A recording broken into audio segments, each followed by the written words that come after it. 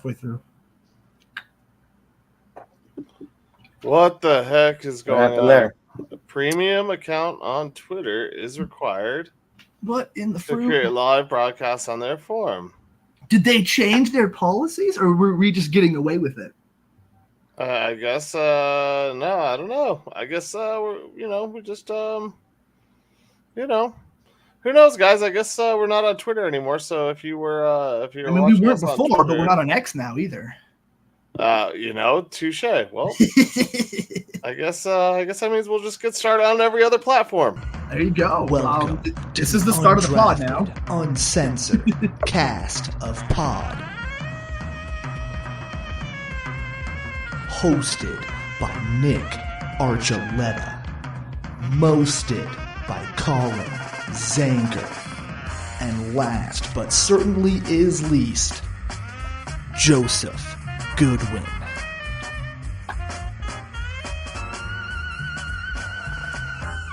Welcome everyone to the Undrafted Uncensored, where we should have known how this week was going to go when a drunk country artist gets in front of the entire world to do a very, very lovely rendition of the national anthem that sounded more like squeaky than it did an actual musician. In the land of the free. Okay, never do that again. Yeah. Even Fergie's not allowed to do that anymore. I was gonna say, a lot of country artists are drunk. Not that drunk. Yeah. But I want to go to the most important thing. Is that a Sea Dogs hat? It is. That's Slugger. I know the Sea Dogs. There it is. That was the team when I was a kid that I wanted to be on because all my friends were in like the little leagues before we moved up to. So before we moved up to the last level of like Little League baseball, we had like the minor leagues where it was all minor league baseball team names. That's and awesome. So there was the Lookouts and the Sea Dogs and a bunch of different minor league teams, and I wanted to be on the Sea Dogs the whole time because I had a bunch of friends that were on the Sea Dogs. See, I just love the logo. I love Slugger. Yeah, they've changed it a bit from what I remember, but I was like, this is one of the alternate hats. Okay. Yeah, okay. My sergeant went up there for a little vacation, something with his wife and his kids, and they went to the Sea Dogs game, and he's like, "I'll get you a hat," and I'm like, "Okay, how much? Just let me know how much I owe you." He's like, "Just be happy with the hat," and I'm like, "Well, I am happy with the hat. You see my hat collection?" Yeah. Oh, I love it. So I love it. Yours is the Chupacabras, right? Chupacabras, yeah. Yeah. The alternate for the Round Rock Express. There it is. Nice. Mine is Joe's King City Market, which makes the hipster in me happy that my hat says City Market and everybody else's hat says King Supers. Actually, I was watching this show on Hulu called The Food That Made America. Okay. And the episode I watched last night was about grocery stores. Okay. So it was about Piggly Wiggly and Kroger. Yeah. And just their competition to like have the biggest, go from basically a grocery store to a supermarket. And you think about, like, this has only been about 100 years. Yeah, they invented supermarkets. Open. So yeah. So Kroger started with like making his own bread, and then it like started expanding to the meats, and Piggly Wiggly was the first one that came up with the actual shopping carts. It's crazy. Like, you think a lot of this stuff isn't that far in the past. We're not that far removed from it, but we go to the grocery store now and we totally take it for granted that I have a shopping cart that I push and I have all these deli meats and fresh bread and a whole cheese section. Crazy. Yeah. It's just crazy. Well, that and now and now we're going back now because now we're losing the self-checkout. I'm okay with that. Me too. But where are they losing the self-checkout? Walmart. Really? Oh, I don't go to Walmart very often. But really? Why is that? Yeah. Is it people stealing too much? People stealing, and there's so much drama. There's so much drama about the self-checkouts charging people wrong and people needing help. But yeah, I think the bottom line is theft is a big part of it. But we don't even need a checkout anymore in some places. You just walk and put everything. Weird. We have the carts where you just put your stuff in. It's like, all right, ding, charge. There's $2.50 gone. Yeah. Thanks for buying your # not a sponsor Mountain Dew. Yeah. They do that at the ballparks too now. They have those right. kiosks where you just walk in and you select your beer, your soda. You don't talk to anybody, which is amazing for me because we all know how much I enjoy that kind of interaction.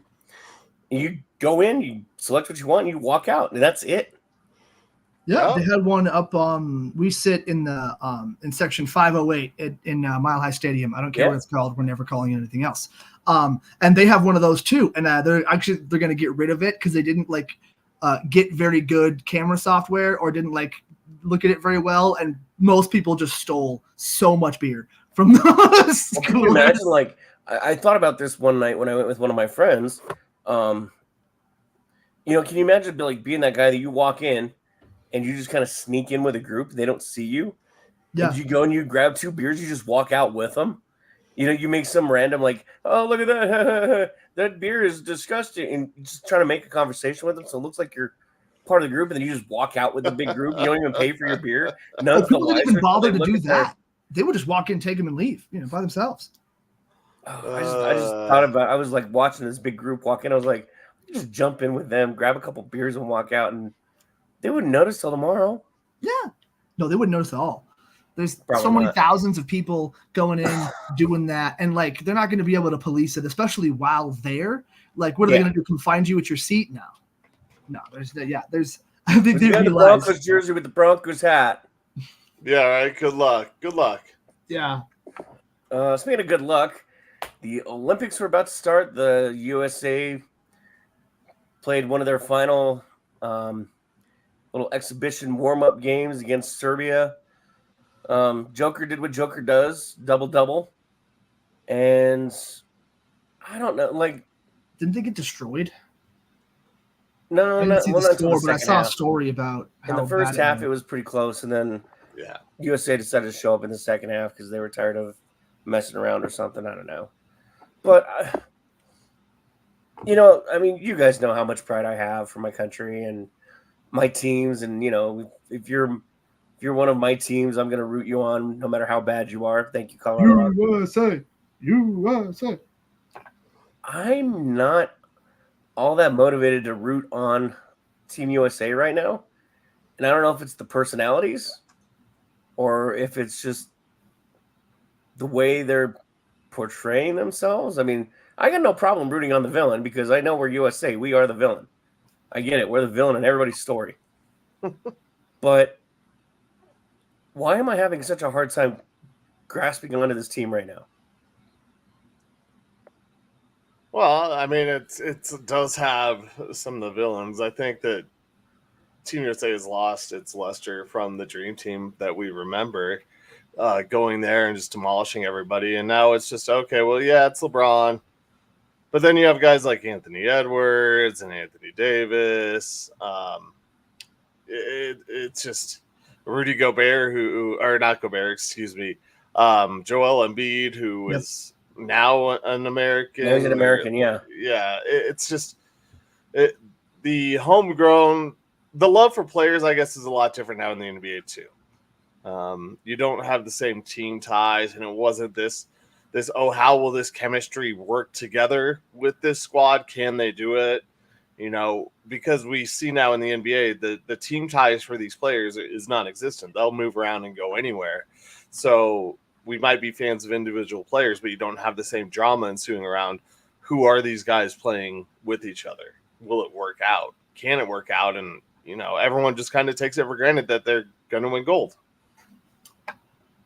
Yeah, and also I feel like, too, if it doesn't work out, they have the built-in excuse of, well, it's a bunch of guys that never played together, and, it didn't work out because they didn't have whatever. So it almost just feels like either way, you're not excited. You're excited to see some of the other games, and we'll see how it goes. Maybe they have some struggles, or maybe the other teams just continuity is more of a factor than Team USA's.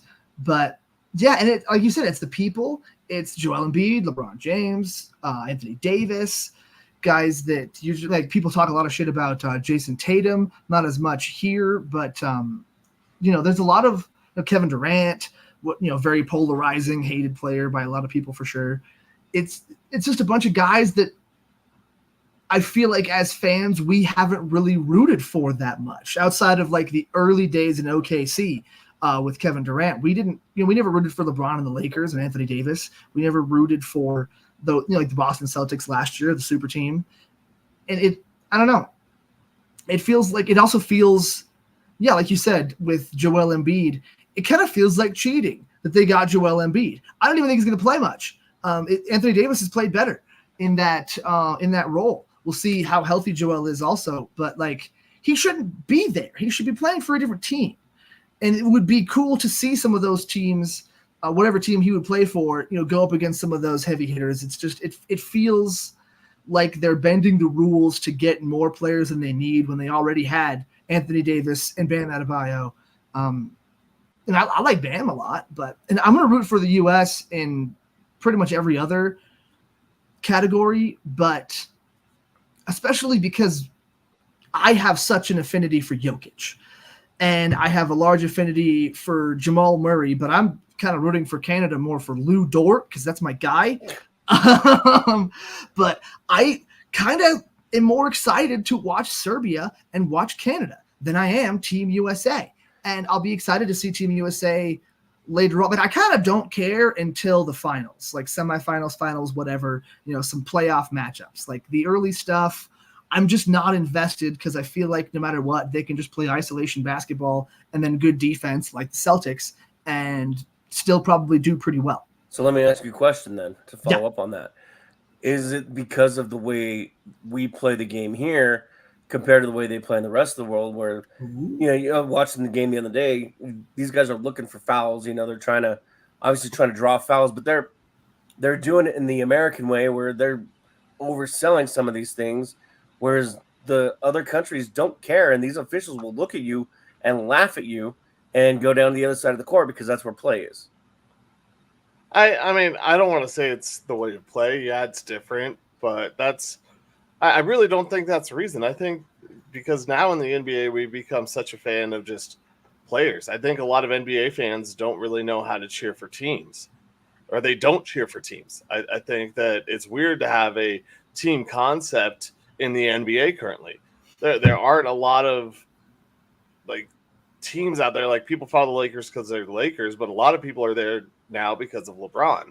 Yeah. Not that they still wouldn't have a ton of fans, but they're LeBron fans. You follow these guys around and there's so much movement. Like I said, I think people aren't used to cheering for teams anymore, at least in basketball is one particular sport.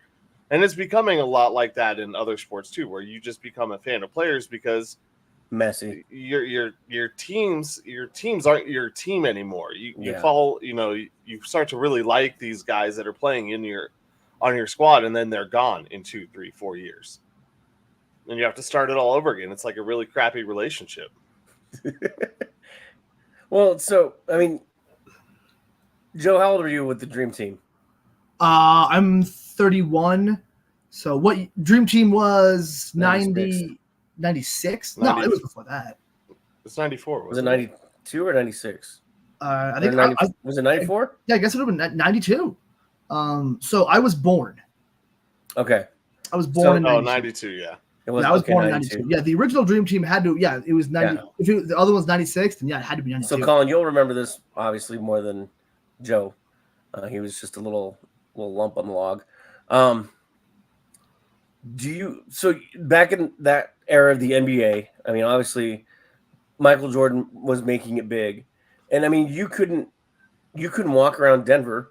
You would see Nuggets jerseys, but you would also see, Muggsy Bogues, Charles Barkley, Larry Johnson, Michael Jordan, obviously. I mean, you would see the gamut of the NBA walking around Denver because back then, I mean, the game was evolving and changing, and it was becoming directed more at our generation at the time because, we're the ones that are money is being spent on.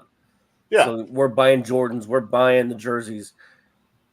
It's almost similar to what you were saying, but it just where's the line where it goes from when you and I were growing up to where it's at right now? I really don't. I honestly think that even then it was a very individualized game because it was Jordan. I mean, you said you saw a lot of jerseys. You really didn't. You saw a lot of Jordan stuff because that was right when Jordan, like the brand, all that stuff was really taking off. It was Jordan versus Bird in the McDonald's horse contest. You had off the backboard through the hoop, nothing but net. Yeah. You had a lot of individual guys. Yeah, Magic was still there. There was the news, the news about Magic and his HIV positive that had come out along that, and was he going to be playing? Was he not? He'd been retired for a couple of years at that point. Yeah, it talked about Isaiah. It was Isaiah Thomas. Why didn't he make the team? Why is this kid Christian Laettner here? You had the individual storylines, and it was still at that point in time a foregone conclusion that the USA was going to win. But I really don't think, besides Jordan, that you did see a lot of other players in Denver. But Denver was also not good. I mean, the Nuggets were terrible. So we've been through the years of bad Nuggets. Even when the Nuggets lost Melo and got, oh man, why am I blanking on his name from New York? Gallinari. Oh, Gallinari. There were still some fans there, but the stadium was 3/4 full or less on a lot of nights because they weren't that good. Yeah. So you would see some Gallinari things around and some people who stuck around with the Nuggets to get through those tough times back to when Jokic was here, or to the point when Jokic and Murray and the squad that we know now as the Nuggets kind of got assembled. But you lost a lot of people. So then there weren't a lot of basketball fans. Just like if you go to other cities where basketball isn't good, the basketball fans are usually fans or have stuff for other squads. But I got a show and tell, so I got to come right back with a show and tell for you guys. Oh yeah, and real quick fun fact: that season after Carmelo Anthony got traded away, and George Karl put together the team, and the Nuggets made the playoffs with all those nobodies. He won Coach of the Year. Yeah, and got fired. First time in I think it was at the time it was American sports that the Coach of the Year was fired. Yeah. That never happens. But if you paid attention to that coaching job here in Denver, you knew it needed to happen because he'd only got out of the first round one time. And every year the playoffs, it just felt like, adjustments weren't being made and it was just problems, so it needed to go. But yeah, that creates one of the few times in the history of sports that the Coach of the Year was fired because we got bounced in the first round of the playoffs again. But he made the playoffs with, Gallinari, Ty Lawson, Andre Iguodala, and then he got fired. Nice. There it is. So I don't have it anymore, but I did used to have a Muggsy Bogues jersey. Oh, that's awesome. You're muted. What I would buy. I love Muggsy. That is a original. I've had this for years. My uncle. Oh, wow.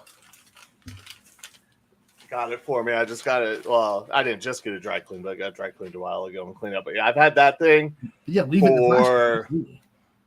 I probably got that in about the summer of '95. Couldn't have been the summer of '94, huh? Could have been summer '94. I had, I can't remember, but I remember. My uncle Barry, he got it. He got it for me. And I wore it all the time. The first time I was wearing it was outside playing baseball randomly. Of course. Yeah. And real quick, Colin, to just show off to you, because I know you'll appreciate this. I finally did it for the first time. Oh, he got his certificates. Move it a little to the right. Hold it up to the camera. Yeah, move it to the right. There we go. Nice. Now I like how they have the baseball guy in the bottom too. That's awesome. Yeah, that's sweet. I put it in my laptop so it didn't get bent. I was like, I gotta show Colin. Yes. Yeah. Like I said, I get them every time I go. Except I hate the places that just do the digital ones. They're such. That was digital.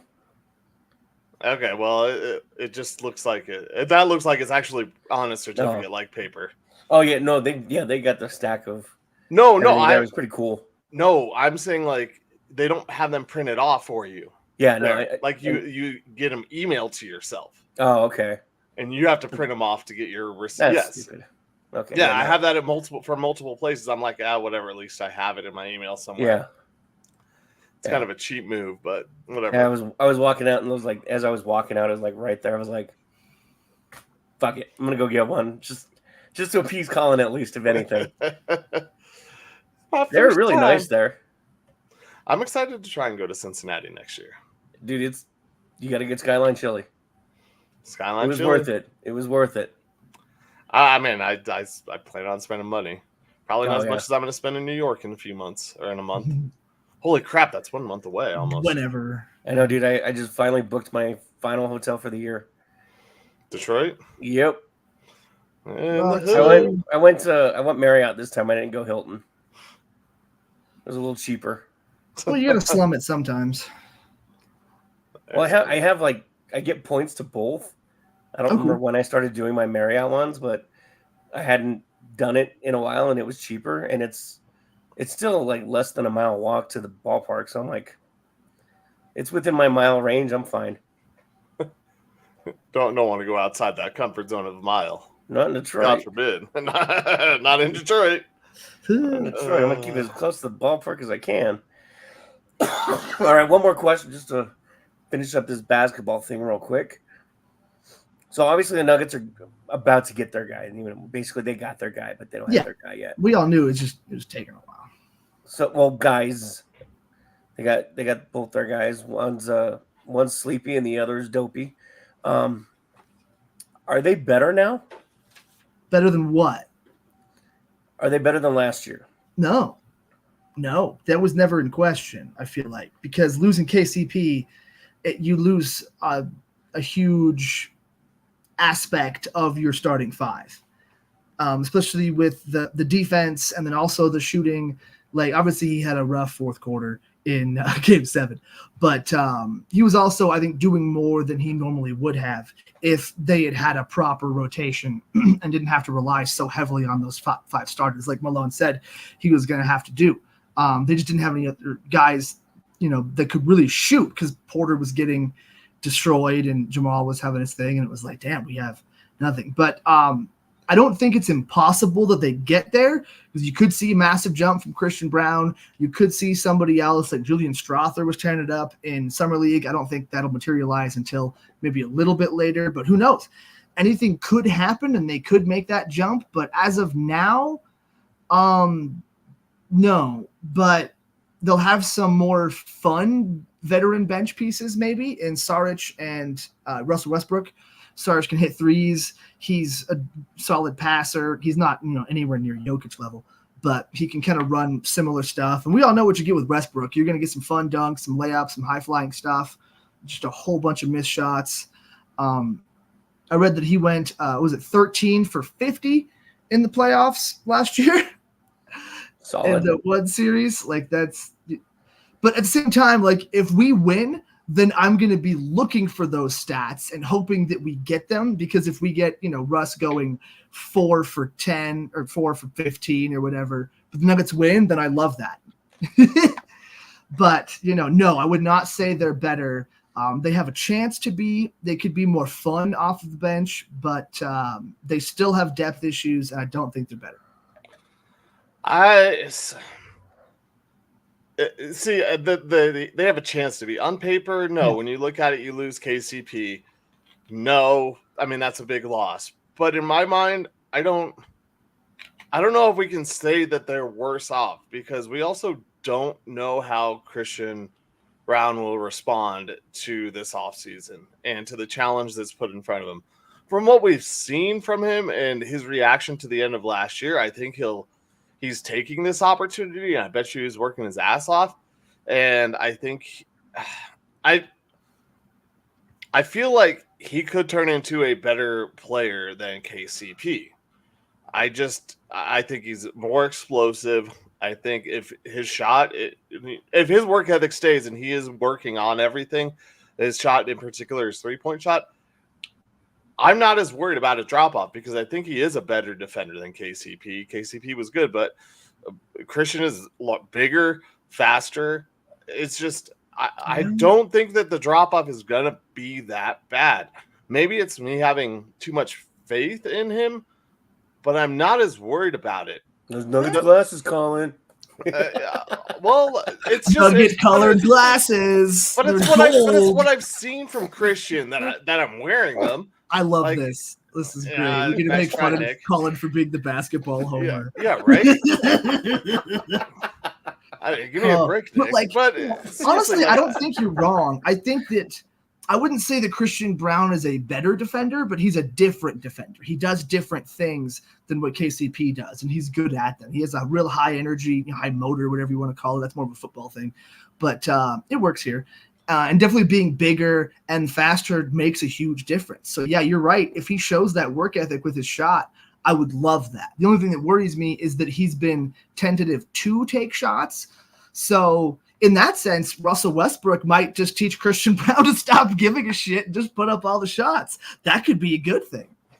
Well, yeah, I mean, maybe, but I also think that the bench is I don't really – the bench – who did the Nuggets lose off the bench? I mean, let's be honest. You mentioned you're replacing Reggie Jackson with Russell Westbrook, and besides what happened early in the season with Reggie Jackson, Russell Westbrook is still much more of a dynamic athlete and better basketball player at this moment in time than Reggie Jackson is. Yeah, I can see that. Honestly, I'd say they're trying to replace Bruce Brown and Jeff Green because they still never really did that last year. So I feel like they're still kind of trying to do that. But that's not the question. Be my answer to that. That's who they're replacing off the bench is Bruce Brown and Jeff Green. Now, if Nick asked if the team was better than it was 2 years ago, the answer is a definitive no. No. But compared to last year's squad, yeah, like I said, it's still kind of undecided, but I feel like it's going to be better. Okay, I like that. That's really where it sits. That was the question that he put up to us. Yeah. So when I'm sitting here with that question, I'm just, how do guys get their opportunities? Playing. When was Christian going to get his chance? And he's had chances, but we all talked about it. Like, how soon is he going to crack the rotation? Because he's done all the things Malone has wanted him to do. Like, every step of the way, he's really checked all of the boxes. And now Malone and the organization wants him to get better at shooting the ball. So I don't know why there's a lot of doubt that he can do that. I think that he's working his tail off to do it. So that's why I'm really not as worried. I can't give a definitive yes because we haven't seen it, but I feel like it's going to be better. Well, and you look at him too. What was the big knock on him in his rookie year? He didn't play defense. And so he improved his defense between his rookie year and his second season. He didn't, he wasn't an all-star, go out there and punish everybody defensively, but he stepped up. And yeah, he took a dive a little bit in his shooting, but he's shown you he's willing to work and put in the effort, and he wants to be an NBA star. And so I think his work ethic and the history he's shown that he can grow into a starter, especially now that he knows, in his mind, he should be saying, I'm next up. So I better make sure I get this right. And that's kind of what worries me is I don't know if he does want to be a star. And that's okay. Not everybody has to be. And some stars end up doing it reluctantly. So that doesn't mean that it can't happen. But with his mentality, it feels like he wants to be an NBA player. He wants to be a contributor. But I don't know if he wants to be the center of attention. If he wants to be the guy taking the big shot. Like he even said in an interview that I'm not the starter yet. I have to earn that, which you could take one of two ways. You could take that as like what Colin's saying is that he's working towards that and he's not just going to accept what's given to him. But it's a little worrying that he's not just saying, no, that's my job. Someone has to take it from me. But like I said, a little more humble too. Yeah, some of the stars end up doing that reluctantly anyway. So we'll see. But that's the thing that's really the only worry I have about Christian Braun is he going to try to be a star or is he going to try to just kind of be a contributor and, not I want to see him take shots. I want to see Christian Braun miss shots. If he keeps shooting after missing shots, then that is a huge step. The next step is making the shots. Well, but KCP wasn't a star. He wasn't the guy taking those shots. Did he? Sometimes, yeah, he took those shots sometimes, but that wasn't his role. So I just don't know why Christian can't fill that spot, and we're so nervous about it. I mean, when you think about KCP, I just pulled it up. His rookie season, he started 41 games. He averaged 20 minutes a game. But he was playing in Detroit for his first 5 years. And Detroit has been terrible for a long time. And so he was probably forced to start after being drafted by Detroit. It's just I think we are not giving enough. I don't think we have enough faith in Christian's game. Maybe it's because we saw him not do those things last year. But Nick, you mentioned it. He took everything. He took what Malone said and he worked on it. So I'm not that worried. I'm not counting him out. He's got to be. I mean, and he knows that there's going to be bigger role players in this offense or in this starting unit than there is him anyway, because you have a 3-time MVP and a perennial snub in the All-Star team. Actually, 2 perennial snubs on the All-Star team. Sorry, was that my outside voice? Yeah. I mean, I think Gordon's only got a couple, so you could argue 3. Unless you were talking about Gordon, Porter. I don't know. Honestly, Christian Brown should be a fucking all-star, right, Colin? No. No, not yet. I know, I'm kidding. But yeah, no, he couldn't get there. I hope he does. Oh, man. Well, I mean, time will tell. We got the Olympics to get through real quick. I mean, once it starts, it'll probably be all Team USA anyway. It's just a matter of getting there, I think. Yeah. Once you get to the starting line, it'll be different. So, I don't know. I'll be excited once it comes around. I think that's just what I'm waiting for, is for it to come around. So, I gave you guys plenty of notice for this. And I put it in the middle because I figured this is probably going to end up with several arguments. And that's why the last topic is the MLB, because that will go through really quick as well. Gentlemen, you've had some time. Joe, I'm going to start with you. Beautiful. Give me your Broncos Mount Rushmore. And I did actually read it. I was playing with you guys. I was thinking about it earlier at work. I don't hate any of the choices that they made, but I would have gone for more kind of legendary to the Broncos, like all-time greats here, not necessarily just like, I don't feel like a lot of those guys ended up spending enough time. I mean, TD spent his entire career. It was also just a short career, sadly. So I feel like Elway has to be there. I feel like that's the one you can't leave off of any Mount Rushmore of Broncos. John Elway is the George Washington. Like that, he's there. And so he's the best player the Broncos have had. He plays on offense. So I figure the next guy you should take is whoever exemplifies Broncos defense. And I can't just go with my favorite, which is probably Carl Mecklenburg. I feel like he's right up there. I feel like Champ Bailey is right up there too. But I feel it has to be Steve Atwater. Steve Atwater with the massive hit on Christian Okoye, with being there throughout the 80s Broncos Super Bowl runs and still being able to be there for the actual wins. I feel like he has to be the defensive guy on that Mount Rushmore. That's it. And then because of the history of the Broncos and how they would not be where they are. And I love TD, but I think I have to go Floyd Little.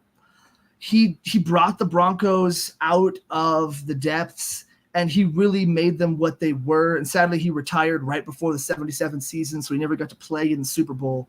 But I love Floyd. He's that guy.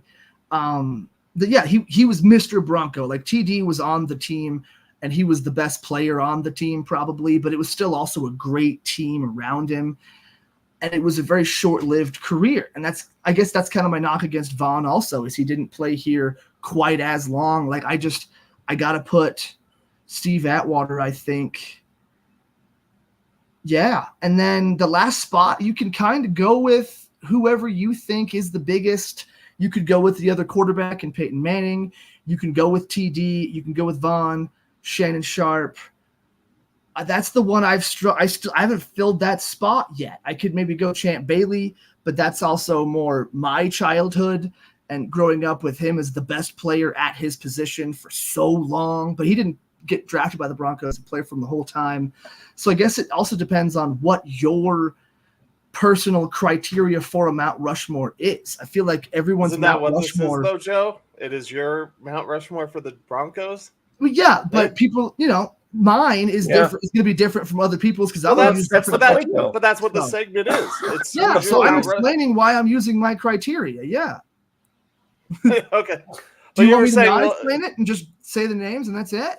No, but you it sounded like you were explaining why people would argue against your ideas. Oh, that's what it sounded like. Oh, they are, because they've argued with everybody's personal Mount Rushmore. But that's fine everyone's going to argue with all of them. That's the point, though, is if we hear somebody, then yeah, we can go back and forth with that banter of why Steve Atwater is stupid because he was too much of a newer Bronco. But I mean, an example. I'm not saying that's my argument. Yeah. No, you should have just said something way meaner. Just be like, yeah, why you're fucking, like, who even knows who Floyd Little is?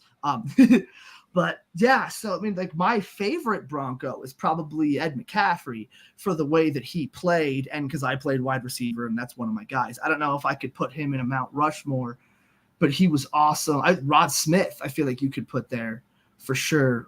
One of the Super Bowl 50 guys, maybe in DT. That's really hard.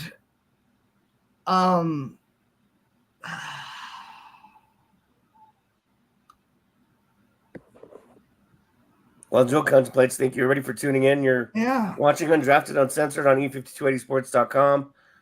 Not Twitter anymore, or Instagram, or Facebook. One of the many different areas, and YouTube. Yes. So thank you, ready for tuning in. Did that give Joe enough time to think? Yeah, I was about to say it right when you did your segue, so I figured I'd just kind of make sure I like it. I think I'll give it to Champ. Okay. I think Champ was just so good, had that iconic interception.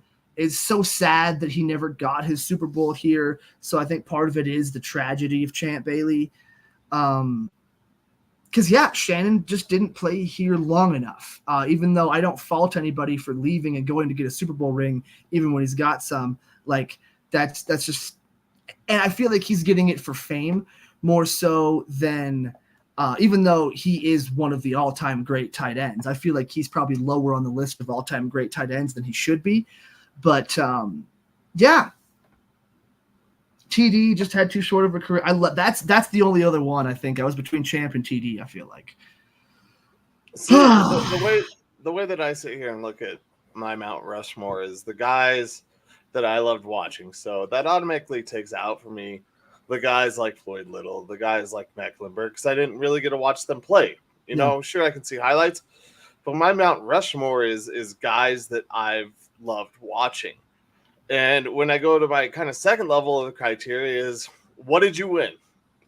And unfortunately for a guy like Champ Bailey, that knocks him off in my book. He didn't do it. I love Jake Plummer. Snake. He was one of my favorite guys, but I can't put him on there because he never reached the ultimate game. At least maybe if he got to the ultimate game, I would have liked him, especially because he was after he was really the only consistent quarterback that the Broncos had for a lot in between Elway and Manning. It was him. And I can't remember who I heard on the radio. He was like, where he was the third best Broncos quarterback ever in history, and it's kind of like, Craig Morton. Okay. I'm gonna mute you, Joe. Sorry. So I kind of go in my criteria like that. Like, who did I love to watch and who won something? And the one, Elway is always, as you said, Joe, going to be on top. I mean, he's going to be number one. You had to watch what he would do. You never turned it off, no matter where the Broncos were at in a game, because you were waiting for Elway's historic comebacks. Mm-hmm. So that's an easy number one for me. And that defense for the Broncos, Atwater was number two also. I'm with you there. I loved watching Atwater and the way he hit, the way he played the game. And he would celebrate, and then he'd go about his business after that and do it again to you. It was never the big show. He just smiling assassin. He was his show was his play on the field, and I loved that. I loved Ed McCaffrey. I loved Rod Smith also. But when you're thinking about that team, what pushed the Broncos over? They finally had a running game in Terrell Davis. And he did something that we had never seen in Denver, and we had only seen 4 times previous to that in rushing for 2,000 yards. So TD goes on that list for me as well. And now you're talking at the end is, yes, who else goes on there? Is it Shannon Sharpe? Is it Peyton Manning? Is it Vaughn? And of those guys, when I sit here and think about it, I think I have to go with Sharpe over Peyton Manning because Sharpe was here longer, but he also transcended. He changed the tight end. Yeah. Like, he changed what the definition of a tight end. Well, to some, he might have changed the definition of a tight end. But like the role that the tight end plays in football was changed because of him coming out of, Savannah State and getting to the NFL, moving from wide receiver, putting on the bulk, and really making that position a game changer because it was an afterthought for so many years that you just blocked. That's all you did. And he really became an offensive weapon so that we could have the Julius Thomases and the Peyton Manning connections that we had in 2015, That's why I put it up there. And you mentioned him leaving. Yeah, he left for Baltimore and won another ring. But he got his here, and he was an integral part in that team. And to argue against my point, he did come back also for a couple of years and played, and didn't just sign a one-day contract. He played. Yeah, it was 2 years at the end, right? I believe so. Yeah, that sounds right. Yeah. There's an NFL street where Shannon Sharpe has come back as a Bronco, and I'm like, yeah. Yeah, so Jake Plummer throwing to Sharpe. Sorry. When you talk about players leaving or guys from other squads, I think Vaughn will be remembered as a Bronco, but you're going to remember him winning a championship in LA so soon after. You're going to remember him going to Buffalo. Manning, you're going to remember all of the Colts years. But Sharpe, you still think of him much more of a Bronco. Like, it's hard to remember him as a Raven. Really. It's not that it's unforgettable, but it's like, yeah, he was there. He had a cup of coffee in Baltimore and then came back. So I think that Sharpe, what he meant to that, and the way that he called the president in the middle of a game, all right? We are killing baby. Who else has done that? so that's my list. I got Elway, TD, Atwater, and Sharpe. That's good. So I looked at this a little differently than you guys did because I looked at it more from an organizational standpoint of what did you do to continue to move this organization forward or change the course of the organization. Oh, that's stupid. Nick's list is invalid. And so, but once again, I think some of it shows just the era we grew up in, but it also shows you how much we appreciate the history of the Broncos. Because my number one, as much as I can't stand the man personally, is John Elway. You have no choice but to put John Elway as your number one for the Denver Broncos. Yeah. And so this is kind of where I go off the rails a little bit because, and Joe mentioned him earlier, Craig Morton drove that offense to the Broncos' first Super Bowl.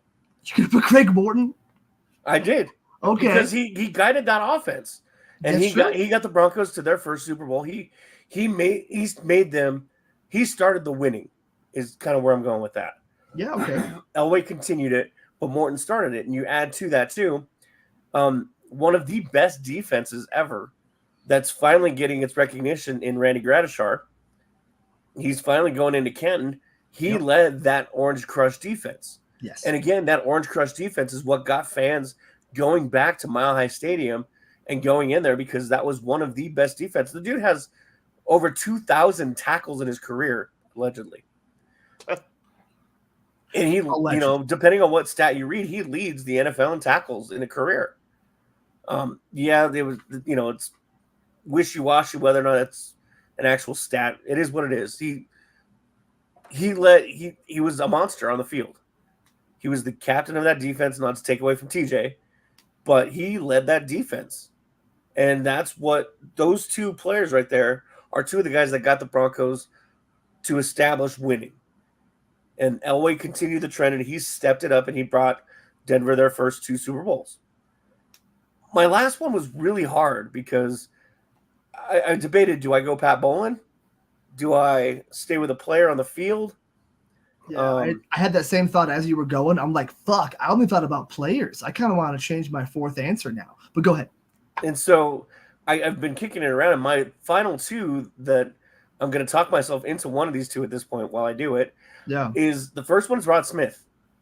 Yeah. Rod Smith was an undrafted nobody that walked onto this football team and fought his way into 2 Super Bowls.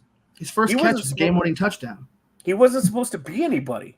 Yeah. He was a walk-on practice squad guy. Hey, here's a jersey, here's a helmet, good luck. Go teach or whatever you're going to do post-NFL career. He worked his ass off to be one of the ultimate wide receivers in this organization. Pat Bowlen came in and he established a winning mentality. He took what the 77 Broncos did and he carried it on. And I mean, the man has a statue out in front of the stadium. Yeah. And it's not just like a standard Pat Bowlen kind of statue. It's got like a list of accomplishments that he has done in his tenure as a Broncos. The Broncos fell apart when he basically went into hospice. Yeah. So did the NFL Network. Yeah. Well, the NFL Network is a whole other story. And so it's really hard to pick between those 2 because you love the story of Rod Smith. But I think I got to go Pat Bowlen.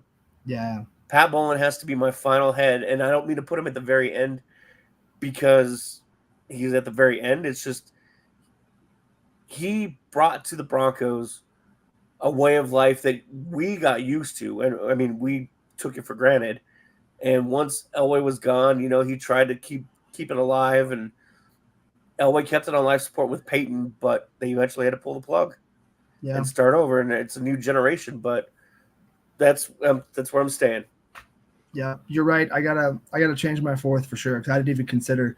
I was between Pat Bowlen and Mike Shanahan. I thought about Shanahan too, and it has to be Pat Bowlen. But like, if we're considering the 2, you have to consider Shanahan for sure because if you're considering non-coach or non-players, those are the 2. I love Red Miller.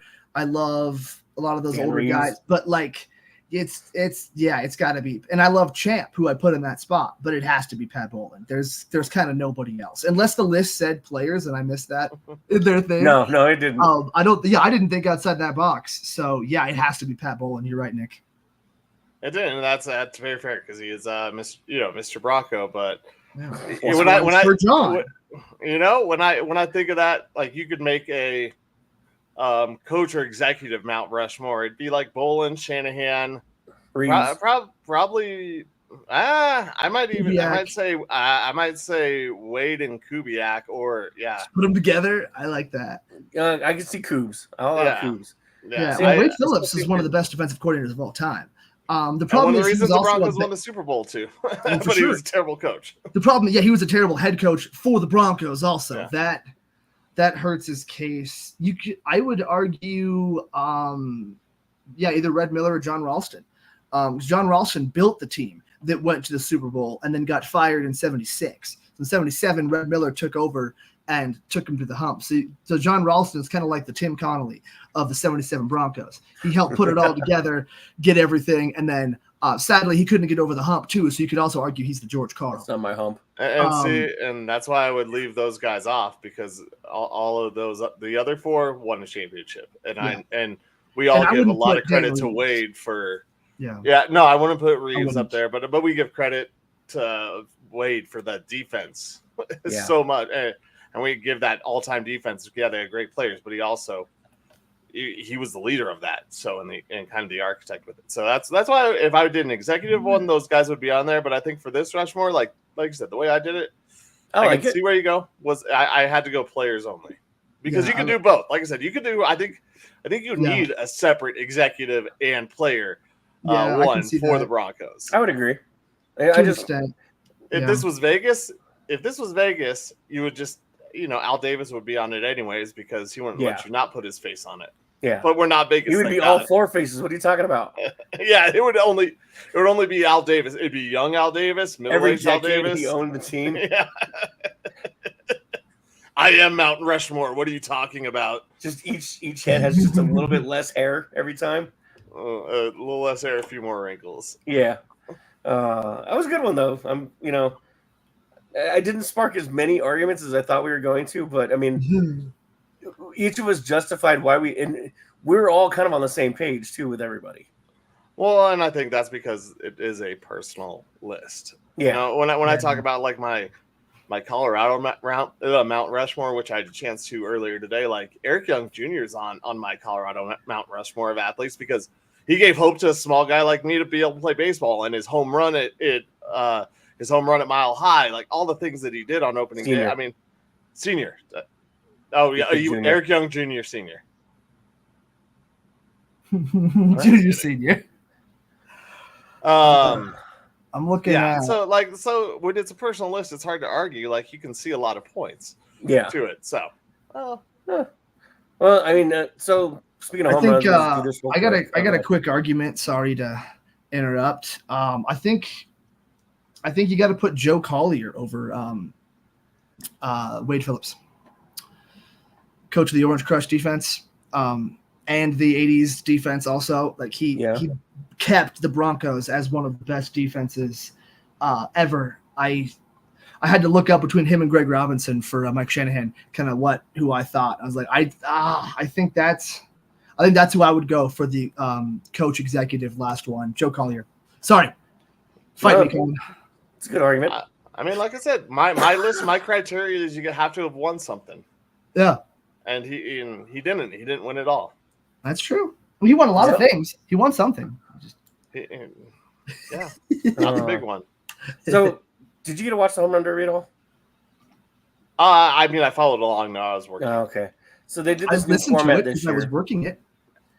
They did a new format this year where I think it was like 4 minutes you had, and you only got like 40 pitches or something like that. I don't know how I feel about it. It felt rushed, like they were just trying to keep it within the 2-hour time limit or whatever that they had for ESPN. And it just, I don't know if it was because once Pete Alonso got eliminated, I stopped caring. That's probably it. Well, and I did actually root for Bobby Wood Jr. because that dude was getting bashed hardcore for wanting to be in it in the first place. And I was like, I want him to win just on principle. I want that dude to go and take everybody down. He almost did. He went down to his final swing, which was just heartbreaking to see because I thought he was going to pull it off. That's always how it goes. I thought you stopped watching. No, I stopped caring. I know, I'm messing with you. So I don't know how I feel about this new format. You get 3 extra swings or 4 depending on how many hits you have or how many homers you have over 425 feet. I don't know.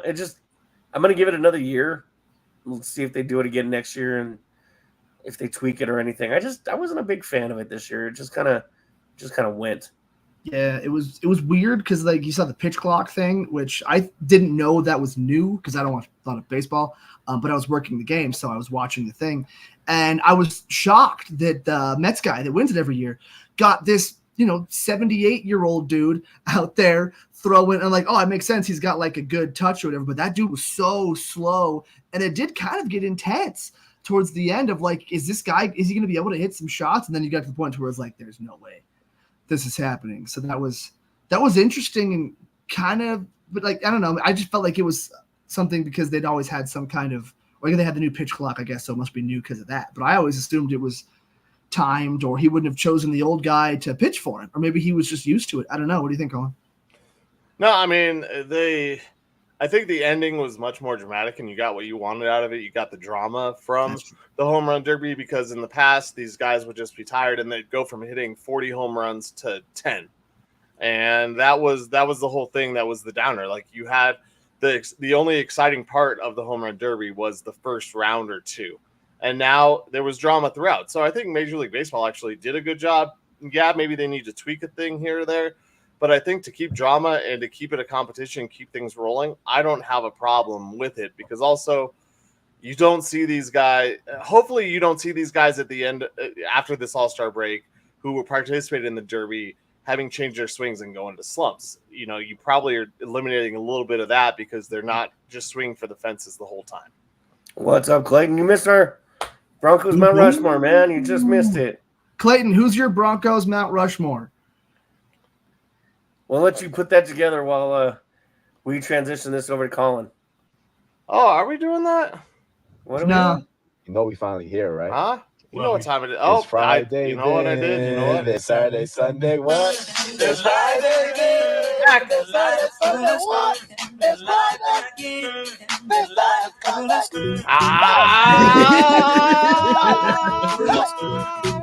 It's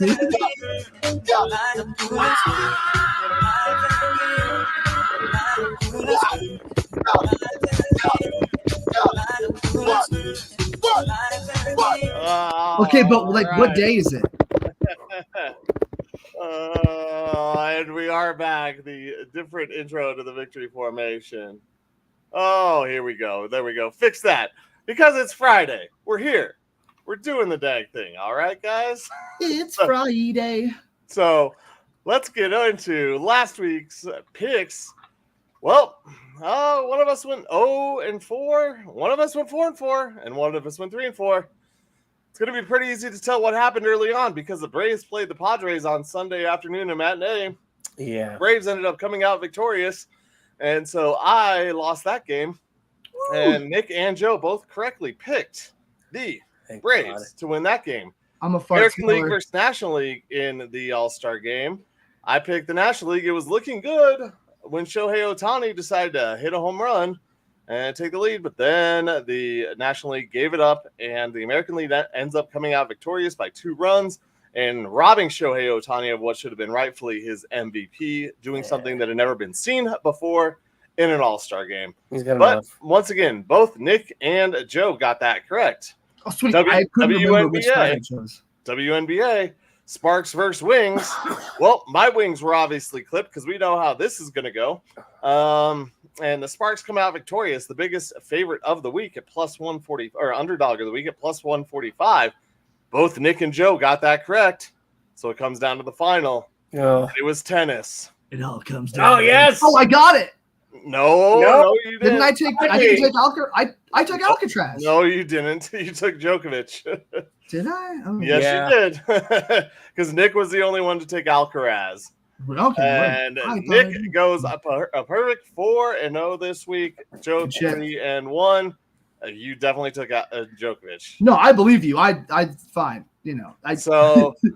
So Nick, you won $70.90. Bring you into second place at 415.54. Later, bitches. Joe won 44.65. Still in first at 464.48, and I am down in third after losing 40 at 334.98. Hey, Colin. Let's get in to. How's that view? Oh, hey, what's up, Nick? That's an official licensed hat there. There's a Batman symbol. It was cool. Let's get into this week's picks. The thing we kick off with, well, we actually tip off with, just the tip. The WNBA. You thought there were no other games. There's no tip. But there is a game. It is Team USA versus Team WNBA. Who comes out victorious, Nick? Wait, what? Did you say Team USA versus Team WNBA? WNBA? Yes. Is Caitlin Clark playing on the WNBA team? You know, I'm gonna go. I don't even care. I'm gonna go Team WNBA. Don't even care. Yes, Caitlin Clark is playing on. Okay, I was gonna say I kind of do care because if like Team WNBA also sounds like maybe it's all of the international players in the WNBA or something. Kind of how they do like the US versus Europe in golf, like. So yeah, I'm gonna take Caitlin Clark team. She's on fucking fire. Is Angel Reese on Team USA? I don't know. No, she's not on Team USA. So it's probably Caitlin Clark and Angel Reese. Yeah, I'm fucking taking that shit. No rookies on Team USA. Okay, so I'm gonna take WNBA right there just because of those two. I'm going Team USA because I think that they are out to prove that Caitlin doesn't belong in the league, and they are going to play dirty and get away with it. We move to Sunday Night Baseball, Red Sox versus Dodgers. Joe, who you got? I don't know. You said Red Sox, Dodgers? Yep. Dodgers. Dodgers. It's in LA, obviously. I am going with Joe on that. I am taking the Dodgers because I feel like they were closer to home, and they're gonna have their All-Star break guys back. So give me the Dodgers. Nick, your two favorite teams. Who you got? I hate this. Say draw like soccer. Are we sweeping the Dodgers? Sweep it. Yeah. All right, everybody choose the Red Sox. We move to the Rocky Mountain Showdown, whatever it's called, for the Rocky Mountain Cup, and we have Colorado Rapids versus Salt Lake. That's tomorrow. Yes, it is. Or no, it's Sunday. No, it's tomorrow. Sorry, tomorrow. The next game is Sunday. No, I'm going to see no effects. So between these two, are you sticking with the home team? I am not. I'm going with Salt Lake because Colorado has been terrible. It's terrible. So give me Salt Lake. No, they haven't. They've been decent this year. They've actually been playing really well. Well, then, Nick, are you taking Colorado? I am taking Colorado. All right. Joe, who you got? Colorado? Fuck it. Yeah, they play soccer. So, I'm going to take the team that plays soccer, hopefully better. And we move to the Summer League basketball. Tomorrow night's Saturday night's matchup between the 2-1 Trailblazers and the 2-1 Hornets. Hornets are the favorites at -130. Trailblazers -105. Hornets are the favorite, -130. Trailblazers underdogs at -105. Nick, who you taking? I heard Hornets, so I'm just gonna go with the Hornets. Since you talked about Muggsy Bogues earlier, exactly. And Grandmama. That's the guy. Joe, who you got? Yeah, I was gonna take the Hornets too. They just got more quality young players that are actually gonna be in the summer league. I don't know if Brandon Miller is gonna play or not, but even if Scoot Henderson does play, I don't think that's gonna be much. We'll take Charlotte. Give me the Trailblazers to come out victorious because they are only going to win one thing this year, and it might be this summer league tournament. And there we go. We send it off into space now.